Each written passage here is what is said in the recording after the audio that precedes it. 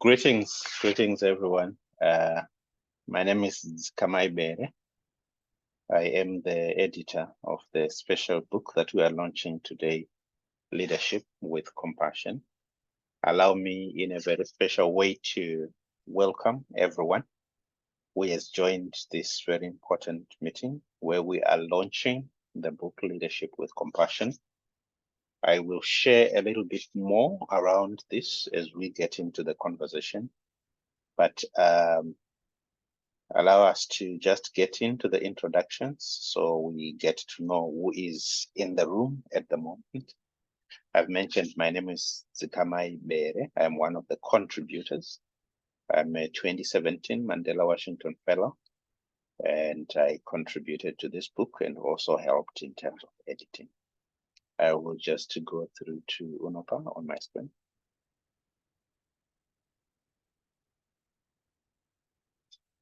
Uno, I think you're on mute. Thank you, Zikamai. My name is Unopa Makanyanga. I'm a 2017 Mandela Washington Fellow. I'm also one of the contributors to the book. Albeit I will say I was one of the reluctant initially contributors. Zikamai did such an incredible job of just really encouraging us along the way. So thank you, Zikamai. Thank you, Uno. We will hear more from Uno in a moment. Samuel? Okay, thank you, Zika. Good morning, colleagues. My name is Samuel Wadzai. Again, another contributor to the book. Unlike Unopa, I was actually pestering Zika. Let's finish this, and here we are. Thank you, colleagues, for joining. Thanks, Samuel. Tapiwa?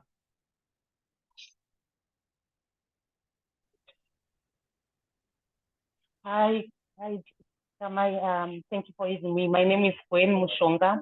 Tapiwa Gwen Mushonga, though I use Gwen more. I'm a 2017 Mandela Washington Fellow, and I'm also a contributor to this. Thank you, Tapiwa. We will hear more from Tapiwa. Let me just also invite colleagues who have joined us to just briefly introduce themselves. If they are comfortable, you tell us a name that you're comfortable with sharing on the platform. Dr. Zambara.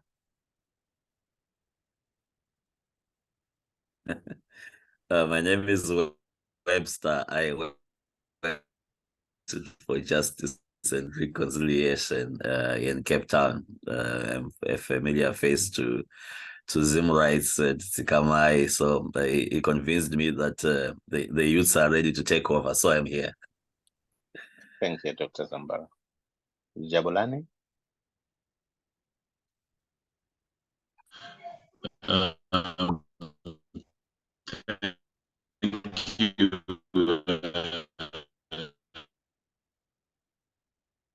Yeah, I am struggling to hear Jabulani.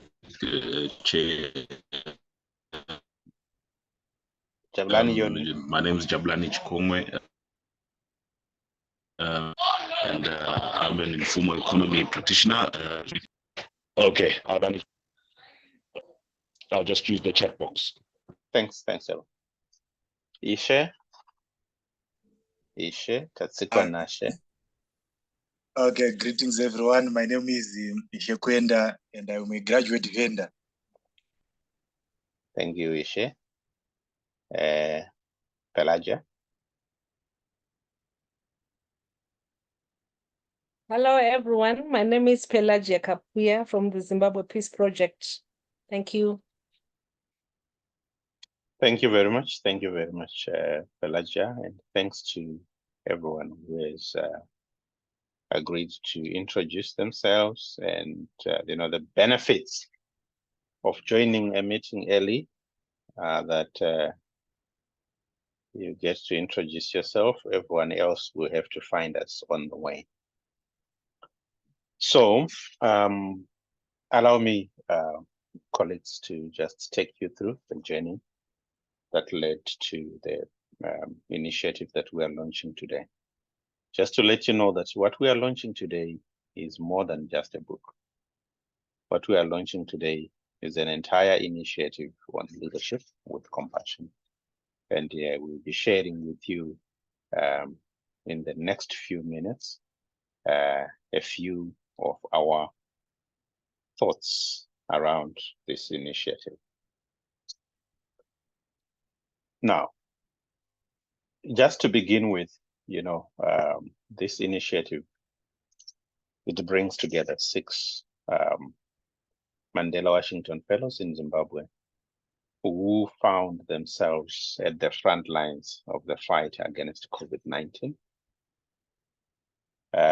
when it struck in 2020. So this was not a convening for the sake of the book. It was a convening for the sake of sharing, connecting, and finding ways of how we can all respond to COVID-19. So it all started in a WhatsApp group, which had more people than the ones that you will see in the book. And we were responding in various spaces to the COVID-19 pandemic. But as we went on this task, there came a time when we said we probably need to document our experiences and share our stories. So we then issued an invitation to the many good leaders who had been working on COVID-19 from the Mandela Washington Fellowship. And the 6 contributors to the book responded positively. And these 6, we have got Unopa, who is the founder and director of Harambee Trust. We have Golden Maunganize, who is the publisher of Tales Zim, also the chairperson for the Media Institute in Southern Africa. With Comrade Mangoma here, Samuel Wadzai Mangoma, who is the executive director for BSET. Nkosana Mazivisa, who is the CEO at Mazivisa Inc. We have Tapiwa Gwen Mushonga, who is the founder and executive director for Alive Albinism Initiative. And of course, myself, I am also the director for the Zimbabwe Human Rights Association. Just to make it very clear that there were friends who also came to help us. We would not have done this without the support of human rights leader, Depros Muchena, who agreed to provide mentorship to the team and to be with us as we reflected on the work. We also got support from Mabel Stoller, a leadership development expert, who also worked with us. Why leadership with compassion? Why did we decide to do this? Well, there are 3 things. First, we really wanted to provide a platform for us as leaders to reflect on our efforts, to share lessons, and to encourage each other to continue building each other's capacity.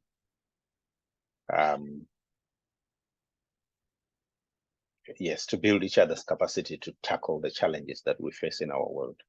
And secondly, to provide a critical appreciation of personal storytelling as a tool for introspection, peer-to-peer support, and continuing leadership development.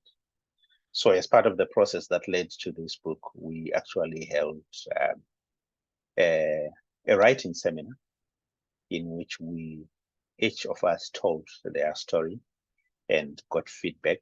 We shared, we spoke about the leadership lessons. And that platform has helped us a lot beyond the stories that we tell. And then, of course, we wanted to establish this as a cohort with the aim for ongoing brainstorming on how emerging leaders can continue to support each other in confronting our world's leadership challenges. Now, so for our meeting today,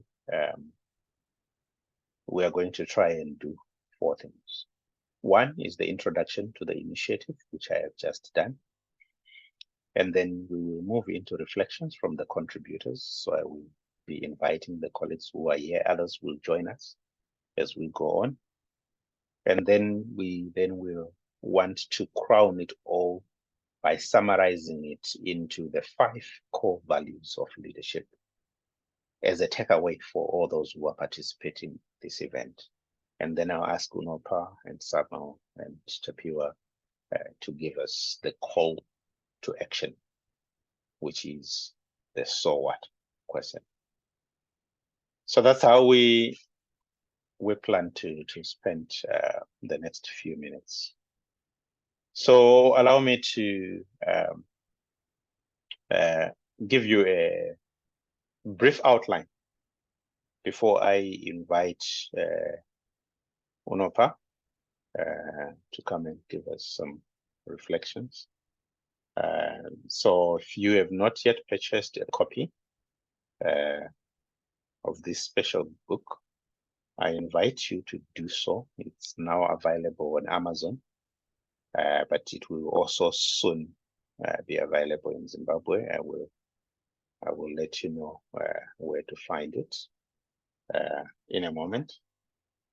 But what you have on the screen is the outline of what you will find in the book. What you'll find in the book are powerful contributions from the team. You will hear from Unopa, who reflects on leading with audacious hope in times of crisis.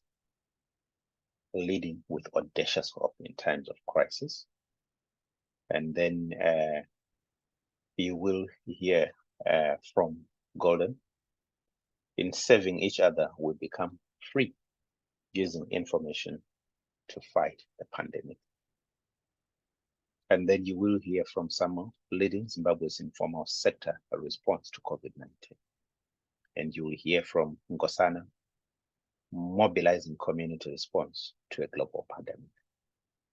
Then you will hear from Gwen Tapiwa, touching lives one click at a time.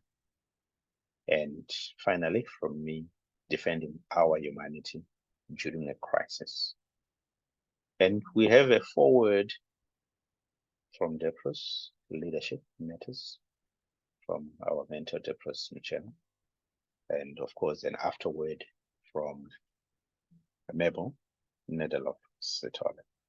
So that's the outline of the book. And on that note, allow me to invite Unopa to give us a brief reflection on her contribution to the book and her experience in that contribution, and her message to other emerging leaders who are working in different spaces.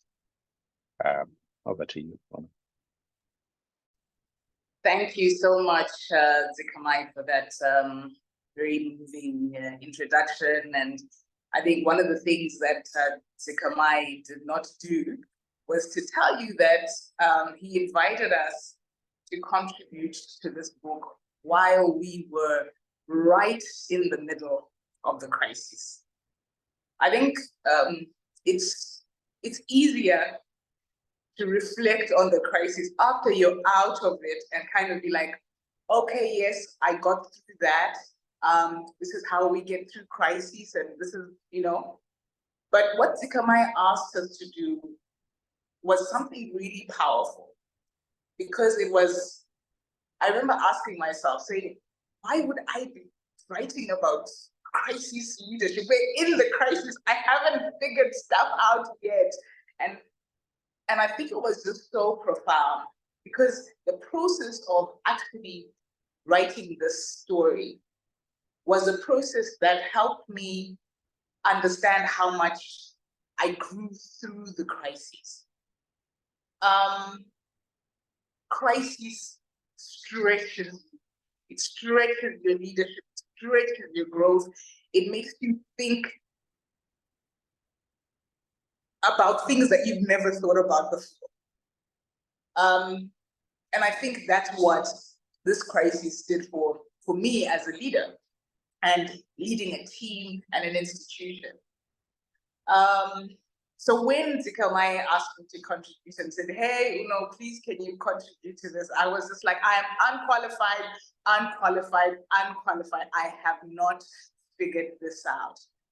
But the process of actually putting pen to paper and helping myself think through the process that I was actually using to lead my team through the crisis was so profound. So many organizations. I remember, in fact, that like one of the week that he asked me, it was about 5 different organizations that had shut shop that week because they just couldn't function anymore because of the nature of the crisis and how debilitating it was. And I remember thinking about it and thinking, we're going to survive. We're going to survive through this crisis. But what does survival mean? And what does it look like leading the team through crisis? And the word that came to me was hope. That throughout every single interaction, every single decision we made, we had to pivot completely from the work that we were doing, because the work that we did at that time was very deep, meaningful, transformation, long-term. But was long-term, it sounded like high-sounding nonsense at the time because there were people who needed help now. And so it was a very important process to write. And I think I'm so thankful to Zikamai, to Deppers for encouraging me to continue to write, because it's a practice that I've continued to do, and it's a practice that has helped me build my leadership muscle. In fact, as I'll share a little bit later, our organization, part of it, the majority of its work now is focused on leadership development. And I think this was the seed, the very seed that planted that, oh, actually, there's a gift for leadership development here, and we will pull on this. So I just want to thank Zikamai. I want to thank the team as well, because getting us to this point where we're actually launching this book, at some point was kind of like, oh yeah, we wrote that, and we kind of, put it at, shelved it. But the constant, steady leadership that Zikamai has provided is something that I'm also going to talk about at the end of this, just to talk about how important steady leadership is during times of crisis. And those are my few reflections. If there are any questions, Zikamai, you can ask anything that you want to pull on, but I think those are my brief reflections. And I think there's the one quote from the passage that I shared that I would like to share with the group is, I remember saying, and I was writing this and I had tears streaming down my face. And I wrote, I will social distance my body, but not my. And I think that really is the core of what leadership with compassion is. It's that we will lead with our hearts. Thank you, Zikamai. I will social distance my body, but not my heart. I will continue to live with compassion. Thank you very much, Unopa, for that. I've put the quotation in the chat box, and let me just read it loud. The pandemic is far from over, and its effects will be with us for many years to come. The disadvantaged among us have felt the effects more than the rest of us, and they will feel these effects for many more years to come. I may not be certain of the future, but I am certain that I'll continue to pivot, to reimagine, and all the other fancy words that this new normal has popularized that mean hope. Hope is not passive, right, Unopa? Hope is in action. I may not be certain of the future, but I am certain that I will continue to hold the line and stand with those on the fringes of society. I will continue to trust my instincts. I will continue to fail forward fast. I will continue to choose audacious hope and remain courageous in the face of fear. I will social distance my body, but not my heart. I will continue to lead with compassion. So Unopa was quite involved in a number of initiatives, including providing training to disadvantaged groups on how to cope and continue in the midst of the COVID-19. Prison outreach, which provided books to persons in detention. And in this story, she does reflect on that. But I think that powerful quotation does reflect the framework around leadership with compassion. In fact, there is a Harvard study which actually finds and discusses the question of leading with compassion, which is putting your heart in it. And they speak about many workplaces where they say employees are looking more than just for a paycheck, but they're looking for more. And what is that more? It is compassion. Compassion builds loyalty. But what is compassion? Compassion is simply empathy in action. Compassion is empathy in action. So thanks very much, Unopa, for that sharing. Samuel, I want to invite Samuel, who also contributed, to share with us his reflections.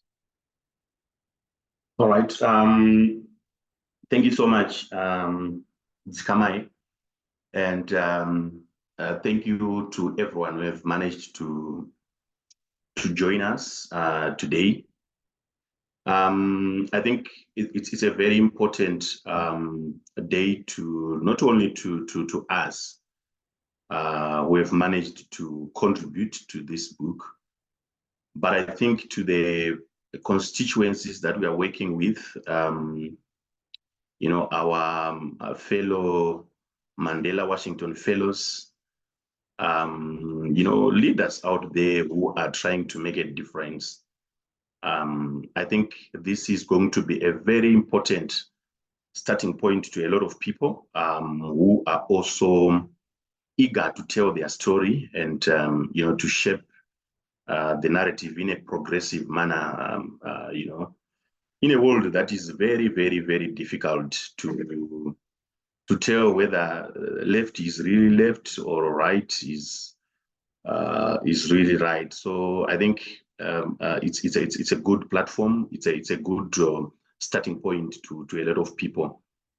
I think my first point would be to say that it's not a secret that leaders benefit from being able to write well and be able to tell their stories with compassion and confidence.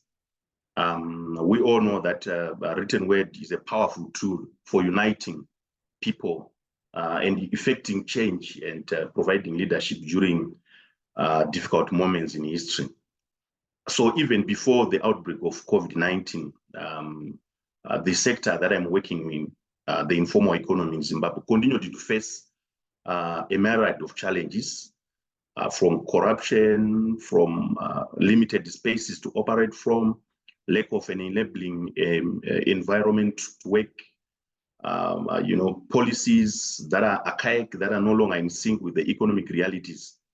And this all leading to a lot of abuses, you know, to people that are working in the informal economy. So before even COVID-19 came, we had serious challenges in the informal economy. So the situation was made even worse when COVID-19 struck. It was a time of immense uncertainty for workers in the informal economy, but again, someone had to step out of the comfort zone and provide leadership.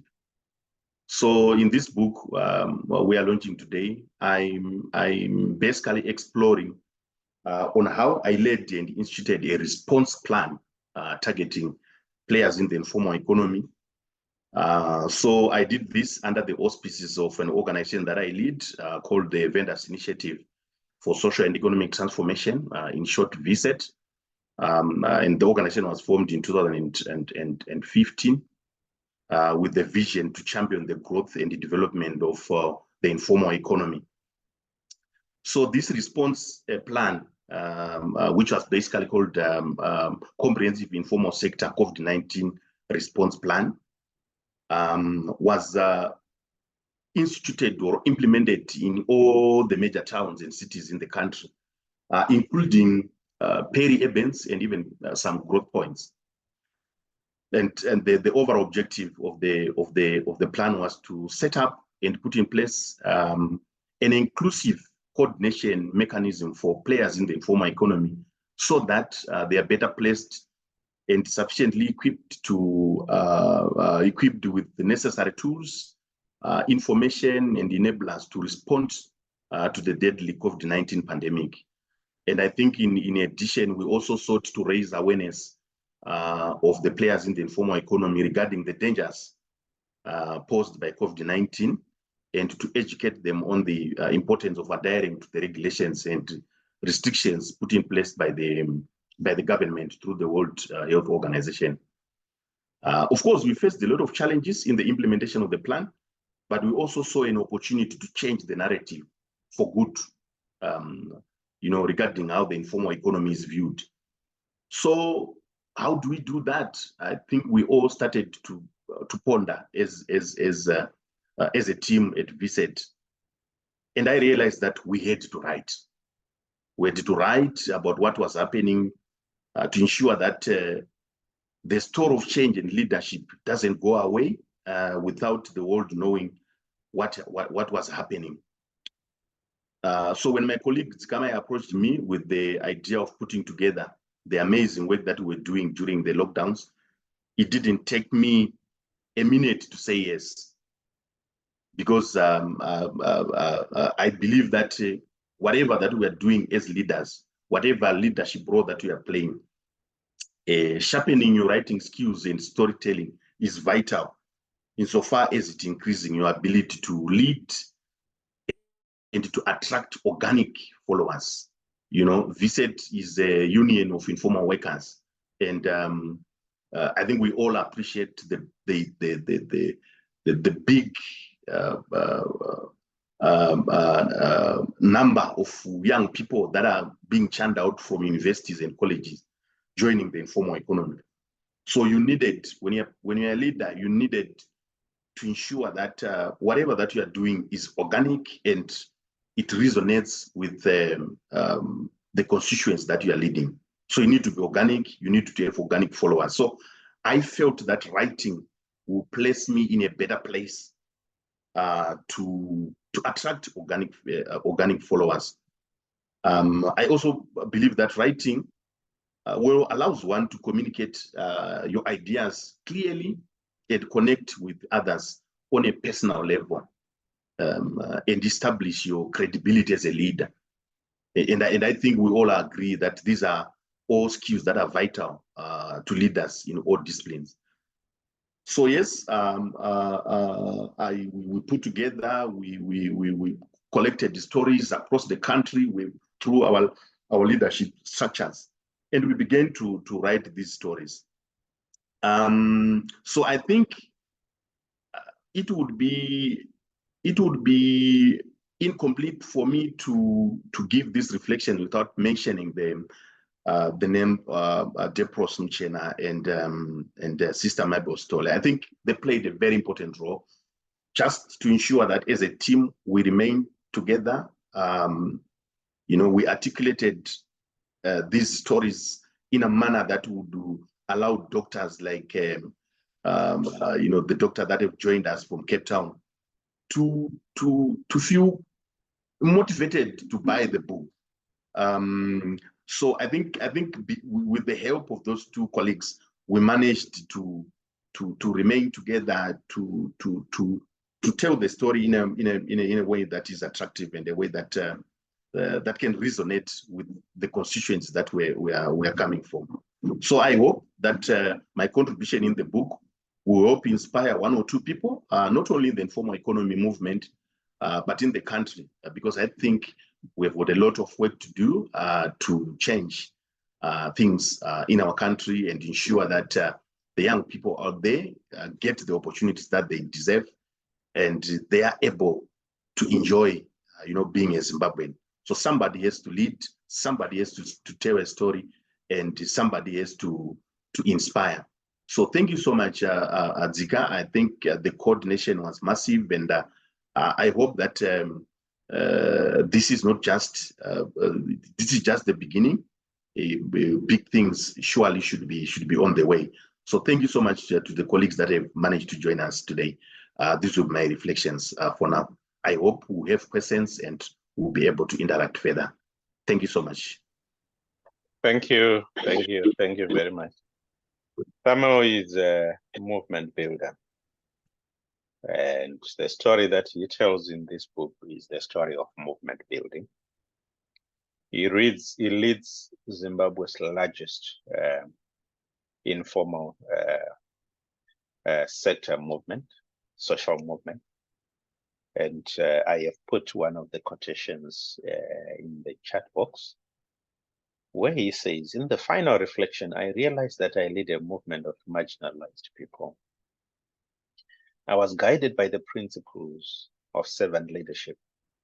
I believe that a servant leader must focus primarily on the growth and well-being of people and the communities to which they belong. Now, here is a very important point. While traditional leadership generally involves accumulation and exercise of power by one at the top of the pyramid, servant leadership is different and brings Ubuntu into the matrix. The servant leader shares power, puts the needs of others first, and helps people develop and perform as highly as possible. These are very powerful words of introspection from one of Zimbabwe's highly impactful movement builders. And it feeds into the conversation around leading with compassion. So I want to tie this up nicely together with what you have heard from Unopa, and when you then read the story. So Unopa says that I will social distance my body, but not my heart. So that's an important leadership with compassion principle, to get your heart in it. You can't lead people and be insulated at the heart. So that's what Unopa is giving us as a leadership with compassion principle. And here, Samuel tells us about power. Power in the traditional sense, where it's one person holding it, but now in the leading with compassion approach is power when you bring people together and you share with those people. So it is leading with compassion, but it's not just about bringing these people together. He speaks about prioritizing the growth and well-being of the people and the communities. So that's a leadership with compassion, prioritizing the growth and well-being of the people and the communities. So thank you very much for your contribution there. Allow me to invite Gwen Tapiwa Mushonga. We had a very powerful writing seminar in which Gwen's article was actually read out by her daughter. It was very touching, listening to her voice as she read Gwen's contribution. Gwen, please come through and share some reflections. Thank you so much, Tikamai. Tikamai mentioned that he put out the call to contribute in a group with great leaders. I was also in that group. The first time I saw it, and I told myself, it's for the professional writers. I'm not a writer myself. And I think when he brought out the last call to contribute, that's when Unopa got hold of me. Unopa didn't know that I'd seen the call to contribute. And Unopa was like, Gwen, we need your story. And I was like, I am not a writer, but I had no choice. So I just told myself, when Unopa calls and asks you to do something, when she asks me to do something, I have no other choice but to comply. So, well, I wrote my story. I was only amazed at the feedback that I got when we did the seminar. So my story had two facets to it. One cake at a time, where we're celebrating people with disabilities on their birthdays, and the other one was colorful hotels. So both my storylines, they celebrate empower and they seek to appreciate people with disabilities or people who are uniquely made or people who are born differently. So one cake at a time. Well, during the lockdowns and COVID, I was just, we all had nothing to do. But then I realized for all my kids, my family on their birthdays, I do birthdays. We celebrate, we get birthday wishes, birthday cards, and most of us, we do take those things for granted. Sometimes we demand them or we just feel that, we are, and we should get those things. So I started thinking about my colleagues with disabilities. I started thinking that, I realized that most people with disabilities, they live below the poverty line. And most people with disabilities, they depart from this earth without being celebrated. And then it gave me the idea to start baking cakes for children with disabilities. I spoke with my family, we came together and we started this project where we were baking cakes for children with disabilities. We started at a home in Ushokunze there, where there was a home where ladies taking care of children with disabilities. So we'd bake cakes for them. That was the start of one cake at a time, just thinking that there are people who have never been celebrated in their life. There are people who, the other child he's a 17-year-old guy and he had never been celebrated. He was in tears when he got the cake from us. So that it touched me in a way, and it was a good thing seeing the smiles on their faces, seeing their tears of joy, and them being appreciative of the gesture. And moving on to Colorful Tales. Colorful Tales is when what we do with Colorful Tales, we get waste fabric or fabric strips, which are being thrown away from the tailors. As you can see from one of my pieces here, what we do is we take fabric strips and I put them together and try to come up with beautiful artwork. So in this artwork, each of my artworks, there's a social story to it, a social connotation to it.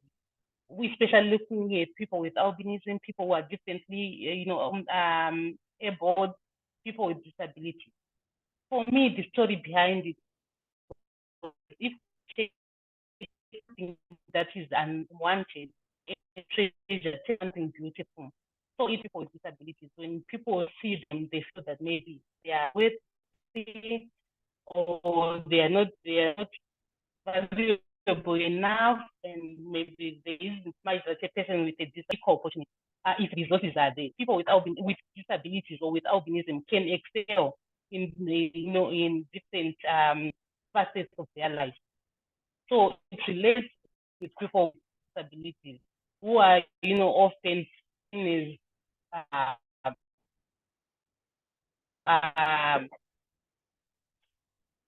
so this is what made me to try and this project which I call Colorful Tales, where we are just saying if there can be new life to something that has been thrown away. You can see behind me, it's colorful. It has got a social connotation on there, and it's been quite exciting. I didn't know that during COVID, that's when I discovered that I am also an artist. And yeah, so we're just saying, to celebrate, to empower, and to appreciate people who are differently able. So this is it. This is my story. And on Colorful Tales, Kamai and Samuel have been talking about storytelling. Now where we are is maybe a year later. We are working towards creating a platform where people can tell their own stories, where a sad story can be turned into a colorful tale, where we can celebrate people. And it's not only going to be me. My vision is for Zimbabweans to come together and say, maybe if someone is a child with a disability is a birthday, we come together, one with a cake, one with a meal, one with those party heads, just to make someone's day a colorful event. And I cannot do that by myself. We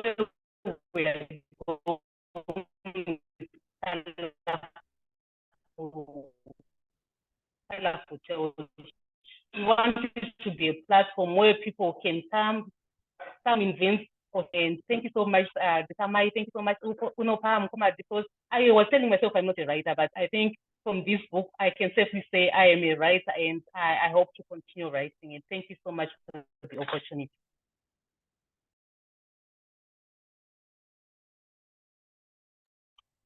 Thank you, Gwen. Thank you, Gwen, for sharing. It's a very powerful encouragement. You know, one of the things that crises create is lack of belief. We begin to lose sense of ourselves, our beauty, of the colorful life around us. And Gwen, in her contribution, reminds us precisely that, and we'll be tying this nicely. So there's a quotation that I've just put in the chat, which comes from Gwen's contribution. COVID-19 came and took our dear ones without giving us enough time to say our goodbyes.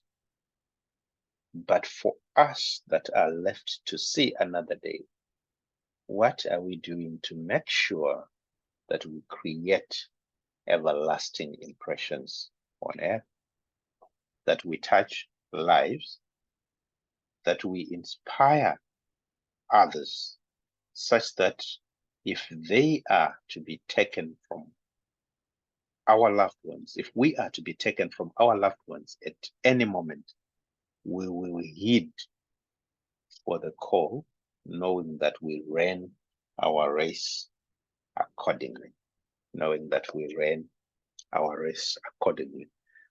That is such a very sobering invitation. In the Colorful Tales, Gwen has just told us and made an invitation. She said she didn't believe she is a writer. But one of the important lessons that we all learned through compiling this book is that we are the best storytellers of our own stories. No one can tell your story better than you. So you are the best storyteller of your own story. So as long as you're talking about yourself, there's no one who can claim to have more authority over that story. And thank you, Gwen. So I want to bring this together nicely of the 3 leadership principles that are emerging. So we have heard from Unopa, I will, when it is necessary, social distance my body, but not my heart. And then we heard from Samuel, leadership is associated with power. Traditionally, this is power to amass.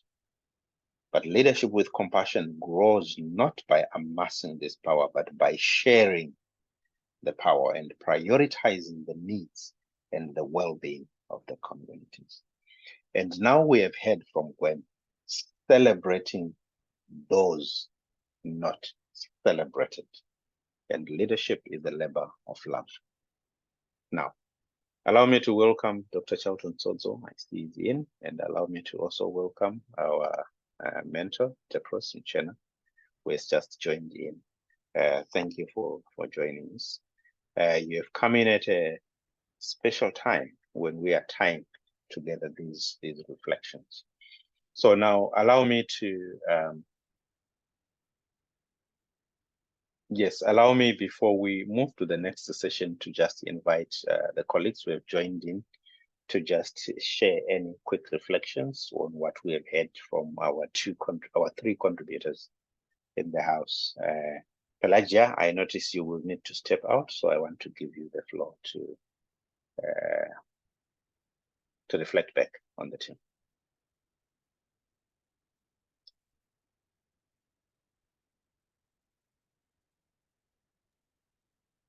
I was hoping to just leave quietly with what I've just put in the, you won't be allowed. Chat box.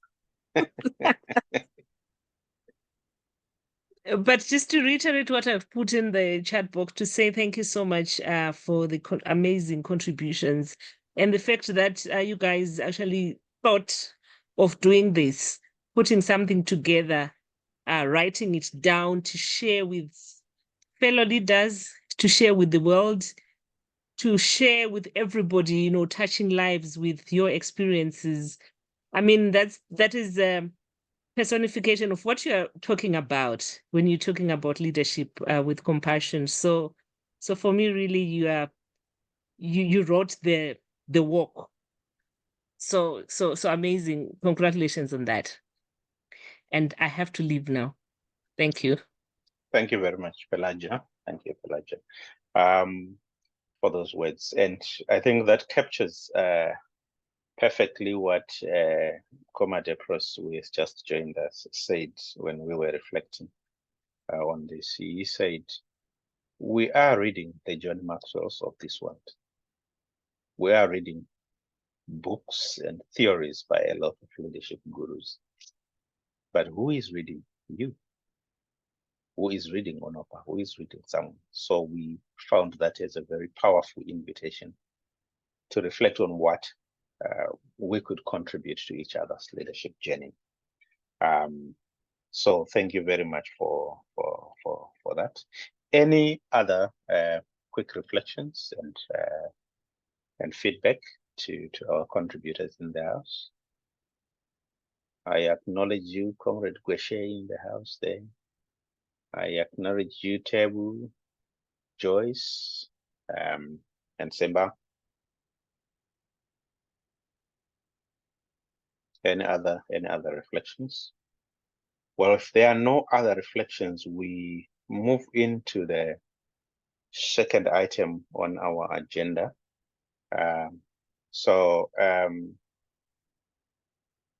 I see Mkoma Depros is in the house, so allow me to do this.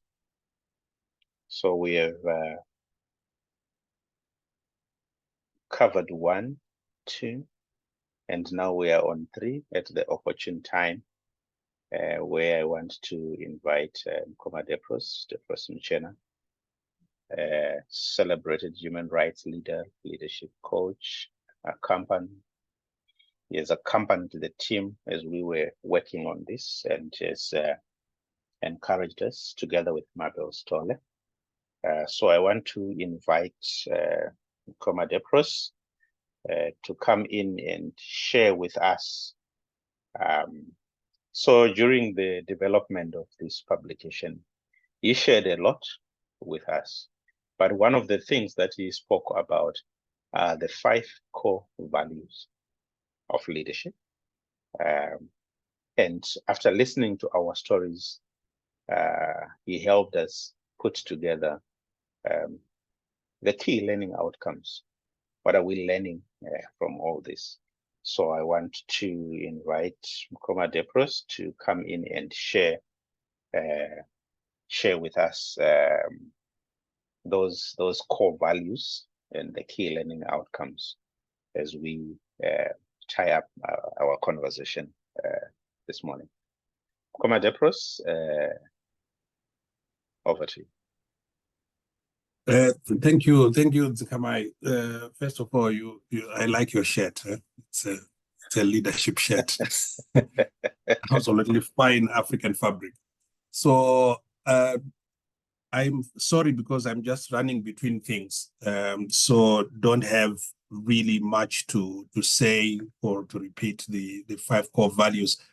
But what I really want to say is to express immense pride in the privilege of accessing your brain, the colleagues that put together the book, Onopa and everyone here. I see Samuel is here, Gwen is here, you are also here. I don't know whether Maunganidze is also in the room, but just to acknowledge the fact that I came face to face with inspirational leadership during the time when we were putting the book together. And one of the things that we must say today is, and I said that on Twitter, every leadership moment is not visible except when we have a crisis. Crisis moments are oftentimes the birthplace of creative problem solving and inspirational leadership. And the COVID crisis globally was a giant stage at which we were able to see the fragility of global leadership. In fact, COVID-19 revealed more than it concealed the global characters posing as leaders who are merely authority figures. They were unable to see this as a global crisis, so they embarked on vaccine nationalism They embarked on closing borders, and they embarked on treating a virus as a person who moves physically. And we saw that leadership started to emerge not from the traditional leaders in the European Union, in the US, and elsewhere. It was coming from smaller nations, Costa Rica, which was talking about reducing the cost of technology in order to maximize the pool of COVID-related vaccines so that you can actually deal with a global crisis. The threat to defund the United Nations by Donald Trump was a character signature statement that he often used during that time. The residence and translucence of China, which is the origin of the virus in the first instance in Wuhan, a city with about 16 million people, very wealthy city with a fairly high GDP per capita ratio. They were very translucent in sharing information. So what we saw in COVID-19 was a series of leadership failures. And that is why it is important to celebrate the very first observation, that it is during that moment when characters globally and in our countries were manifesting their inability to lead, that you did things individually and collectively that we are here celebrating and talking about as a story. I think that's the first important point that I want to mention, that whenever we see crisis, let's look for leaders and let's amplify that leadership. The second observation I make with respect to the theme of the book is the idea of insecurity that sits with leaders. We saw a lot of insecurity during COVID-19 about many of the leaders. And what insecurity does when you are a leader is that it is amplified during moments of leading in crisis. So crisis moments amplify your insecure credentials than conceal them. And insecure leaders have these characteristics about themselves. They limit the imagination of their teams. So their teams cannot go and cannot grow beyond their level of mediocrity. So they limit that. Insecure leaders are in the business of taking more than they give. Insecure leaders are in constant search for validation. They want to be loved. They want to be reminded they are great. And insecure leaders generally are dangerous to themselves and to the organizations that they lead. So what you did, instead of showing insecurity, you showed boldness and secured. You showed a commitment to human empathy and an ability to translate anger, empathy into something that you can actually touch. When you read the stories of the informal sector, when you read the stories of prison visits, when you read the story of Bulawayo, when you read the story that Gwen speaks about of persons with albinism and the human rights invitation to lead in the book, you can see that all of you decided to be secure leaders. You were secure in yourself, so you were able to go and provide that which you have.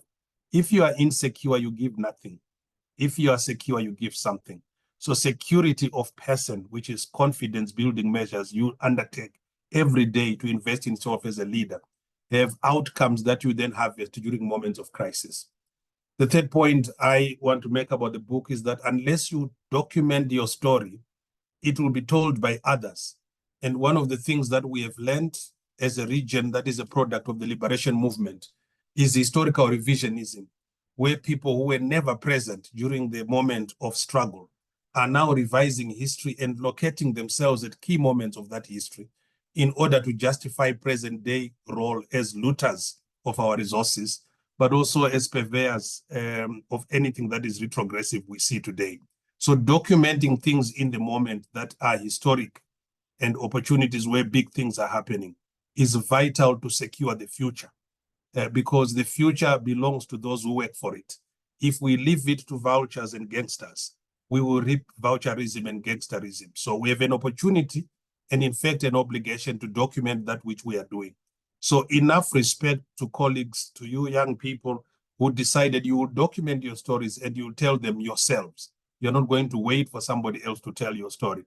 I am seeing that, people everywhere where the liberation movement took place, really telling us stories of bravery and valor, that they killed cobras, that they were crossing flooded rivers that had crocodiles, and that they went for 9 days without eating. Nobody was there to document that as it was happened. It's revised and told back to us. So this moment of COVID and what happened during this time is going to be a subject in future of revisionism. What you are doing is deterring that from happening by ensuring that you tell your own story. And then lastly, I think the struggle to demonstrate leadership continues. I think the story that you documented is only the beginning of the role that young people can play in crisis. I would really like to challenge you to identify themes that are relevant for now as we go through another world of paralysis, with climate change demonstrating once again the inability of the globe to lead. We are now having a conversation that is completely unrelated to resolving an exhausted planet. We're talking carbon markets. We're talking about disinvestment. We're talking about derivatives. And we're talking about things that have nothing to do with adaptation and mitigation. It's becoming more complex, and the leader and leadership is about bringing simplicity to complexity. Can we take the invitation to lead this very gray, hazy area of climate, of food crisis, of the crisis of existence, of political paralysis, and in access to basic services and socio-economic rights that is permeating not just Zimbabwe, but countries around? Exhausted nationalism and the threat of neoliberalism harvesting and hovering around ourselves. What can we do as leaders to imagine a new future, to inject optimism, to inject hope, to inject solidarity for all these colleagues around us in the regions who are oppressed, because solidarity is the currency of the oppressed people? Could we take this moment again to lead, or are we going to leave it to others? Our future is at stake, and our future leadership is also at stake. What we do now secures that future.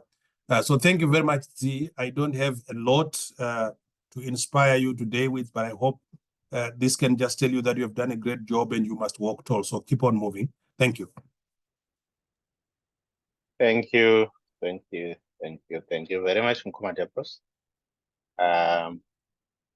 Insecure leaders are in the business of taking more than they give.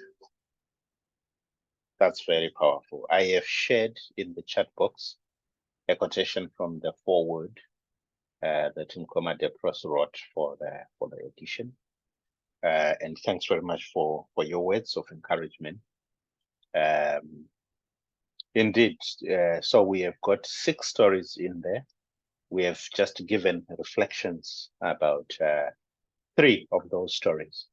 And I've shared in the chat box a link where you can get the book, as well as my WhatsApp number for the Zimbabwean audience. And for the international audience, you can find the book on Amazon. So now allow me to move to the next stage, of our conversation today. First, I would like to share. Let me see if I can share my screen here. So we have asked the question, why leadership with compassion? And during some of the reflections that we had with the team, with mentorship from Depros and Mabel Sitole, we reflected on these key insights that Mkuma Depros was generous to share with us. So I thought, before I invite the team to do the call to action, I would share on this wisdom. Why lead with compassion? A powerful quotation from the Dalai Lama. Love and compassion are necessities, not luxuries. Without them, humanity cannot survive. And Mkuma Depros also shared with us the 5 core values of leadership, which we are just sharing here at a glance, so that we match them in the theme that we are discussing in this book, so that you see beyond the stories that we tell, but also the principles that we're seeking to integrate in our work. So integrity, that's the core value number 1, possess honesty and uncompromising morals. Authenticity, represent yourself in a genuine manner. People first, focus on others and not self. excellence, relentless commitment to doing the very best, and discipline, the ability to stay on and commit to a purpose. I'm sure when you go through these stories, you will be able to interact with these principles, and some of them did come in the conversation. You had our movement builder, someone speaking about focusing on others and building a community. You had Unopa speaking about social distancing her body, but not her heart. And you had Gwen speaking about seeking out the less celebrated. And those are very key. Now, we have spoken also about being able to tell and learn from these stories. So this is also the advice that we got when we were going through these stories, that what we carry in these stories is the book that we are all missing. A lot of leadership books have been written. We read them here and there, but there is a book that we are missing, and this is the book that we are writing every day. And we have a call to write our own story in this book. So I want to, at this point in time, thank you all and invite our colleagues to come back and share with us a call to action. What are you thinking? What are the next steps? And how can we support you? So I will start with you, Unopa, on your call to action.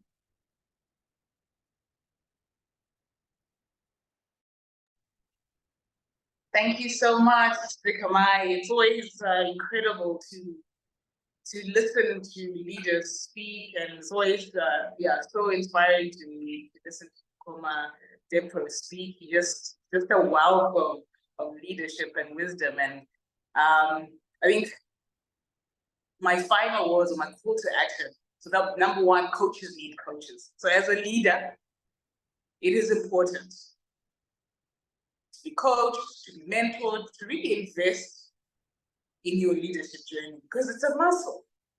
And unless you exercise that muscle, it doesn't grow. And I'm just thinking, we're coming to the close of the year, and I think this is such a great time for us to be doing this, for us to be sharing this book with the world. We're at the end of the year, and what emotions are people feeling? Is it relief? Are you glad the year is over? Are you anxious about the year to come? Are you excited? 2023, just while we may say that the pandemic was a really, really difficult crisis time, we are also in a crisis time now. I think Nkoma Depros talked about it. We are now in a perennial crisis. And I think even the terminology crisis leadership has become part of our regular discourse as we try to navigate ourselves, our institutions, our communities through what seems to be one crisis after another. And my real reflections, I think, as a call to action is to, when we are going through times of crisis and challenges, we admire those leaders who consistently show us that they have a steady handle on things. They are predictable, their team knows exactly what to expect from them, and the team also knows exactly what the leader expects of them. There's a difference between those two statements, right? Because expectations go both ways. See, these stable, predictable leaders lead their teams, their organizations, their communities through volatile, uncertain, complex, and ambiguous environments, called them VUCA environments, with a confidence that almost looks easy, and it could be mistaken for ease, but it is not ease at all. You see, these leaders have been committed and deliberate and intentional about investing in their personal development. They are always looking for opportunities that will sharpen their tools, that will increase their emotional intelligence. They're journeying with coaches, with mentors. I mean, even as we spoke today, we talked a lot about how Mabel and Deborah's provided some mentorship and coaching for us as we embarked on this. And I think not just in the story writing stage, but in our own personal lives as well, they really walked with us and journeyed with us. And it's so important as leaders or as aspiring leaders to really, really invest in your leadership, to invest in the journey that you are taking, that you're growing as a leader. And as we get into 2024, I challenge you to radically invest in your leadership. Look for those opportunities. There are opportunities to develop your leadership everywhere. Like whether you're online, you're reading a book,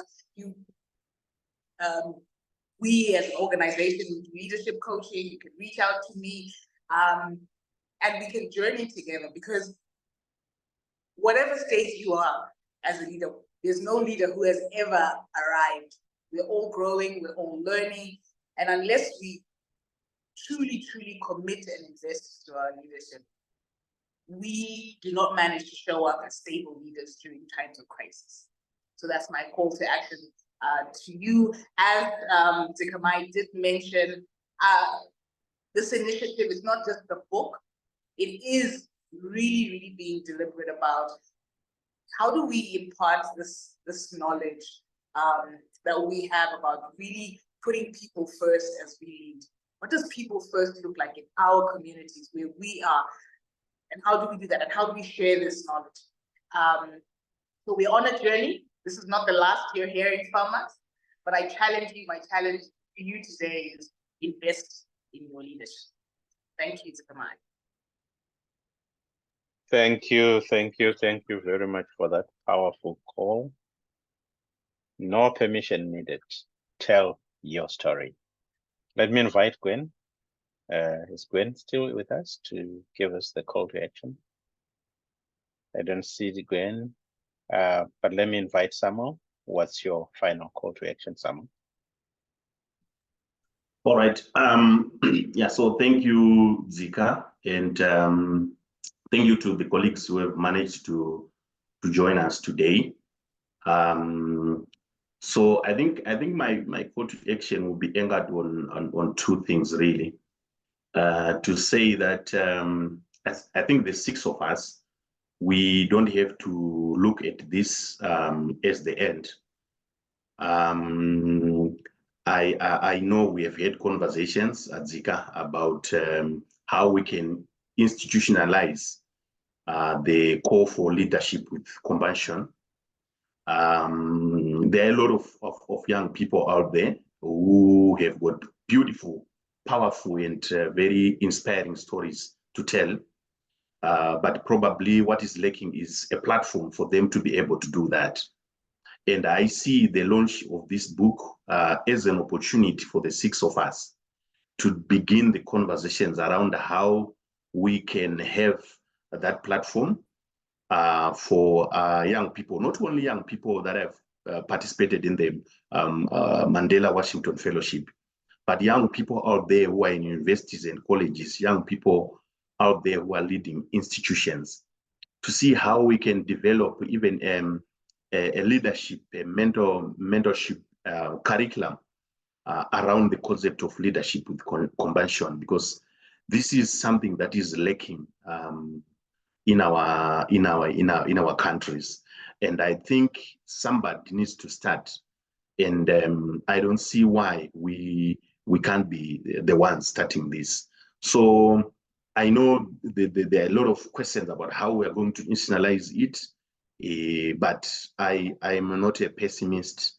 I believe that where there is zeal, there is a way. So I think my call to action is to us, the six of us, and colleagues that have also managed to join us today, to say we want to institutionalize this and have it as a platform that is available, especially to the young people that are coming from marginalized communities, but they have got brilliant and inspiring stories that they would like to share with the world, that would like to share with their peers. So it can be our legacy, creating that platform for leadership with compassion. And then the last point would be to really emphasize what Mukoma Depros mentioned, that if we don't tell our story, someone will do that for us. And it's very unfortunate that if someone is telling your story, in the majority of cases, they don't tell it as it is. So no one, again, will come to you and say, tell your story. You have to show the initiative and begin to talk about the good things that are happening around you and help shape a better world for everyone. So there's no time to wait. Let's continue writing. Let's continue storytelling. And I think that's the only way that we can create a better future for our children, our grandchildren, and indeed for everyone. Mukoma Depros talked about the issue of climate change. I think we are seeing a lot of things that are happening. You know, how lives have changed for some of us completely because of the hazards that were created by people that are still around us, and we're not questioning them. So I think we need to begin to take the initiative and create a platform for people to share their stories and to proffer solutions to the many challenges that we are facing. So I think those would be my parting words. But lastly, to thank everyone for joining us. We appreciate the time that you have spent with us. Thank you. Over. Thank you. Thank you very much, Samuel, our own movement builder, for that call to action. So this is an ongoing conversation, and we want to today leave it at this stage. I've shared in the chat box an article in the Harvard Business Review, which is titled "Connect with Empathy, but Lead with Compassion." Connect with empathy, but lead with compassion. So I've taken from that article a very interesting graph here that I'm sharing on the screen, because when it says connect with empathy, but lead with compassion, the then question comes in to say, so what is the difference? So here we show the progression from feeling pity about a condition, being sympathetic, but moving in to say, I feel with you, and at compassion level saying, I am here to help you. So I've shared that article for further reflection in the chat box. But basically what it says is it defines for us what is compassion. So when we say compassion, we are looking at empathy in action.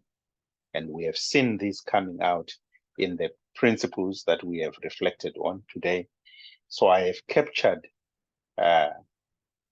3 key principles that I've been sharing. But when you go through the book from the foreword that was written by Depros Mchena, the contributions by other colleagues who were not able to join us today, who I want to give a shout out to Golden Maunganidze, who writes about using information activism to motivate a crisis response. Golden is the publisher of Tells In and the chairperson for the Media Institute for Southern Africa. And we also have Nkosana Mazivisa, who is the CEO of Mazivisa Inc., the curator of the Hustler Summit based in Bulawayo. Very powerful ideas that are shared. You also, I didn't talk about my own story, but you also face my story in that book where I speak about defending human dignity in the period of crisis. So, colleagues, I want to thank you very much for this very fruitful conversation and the reflections. Please get onto Amazon or order a copy, and let's take the conversation forward. Please enjoy the rest of your day. Bye-bye. Thank you so much, Sikamai.